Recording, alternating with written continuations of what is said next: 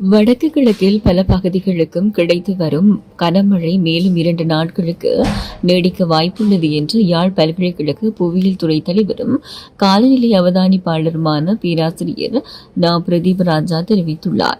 இது தொடர்பில் அவர் வெளியிட்டுள்ள குறிப்பில், மட்டக்களப்பில் நேற்று மதியம் 1 மணி வரையான 48 மணி நேரத்தில் 250 மில்லிமீட்டருக்கு மேற்பட்ட மழை வீழ்ச்சியும், யாழ்ப்பாணத்தில் நேற்று மதியம் 1 மணி வரையான 36 மணி நேரத்தில் 125 மில்லிமீட்டருக்கு மேற்பட்ட மழை வீழ்ச்சியும் பதிவாகியுள்ளன.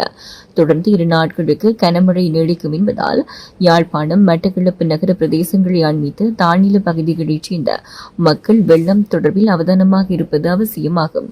இம்முறை மழையின் போக்கில் மிக பெரிய அளவிலான இடம் சார்ந்த வேறுபாட்டை உணர முடிகிறது. காலநிலை மாற்றத்தின் மிக முக்கியமான பிரச்சனைகளில் ஒன்றாக கருதப்படுகின்ற காலநிலை வேறுபாடுகளை நாம் உணரத் தொடங்கி இருக்கின்றோம். வடகிழ் பருவக்காற்று இன்னமும் உச்சம் பெறவில்லை. பருவமழைக்கான காலம் இன்னமும் போதுமானதாக உள்ளது. எதிர்பார்க்கும் மழை கிடைக்கும் என்று எதிர்பார்க்கலாம் என்று கூறப்பட்டுள்ளது.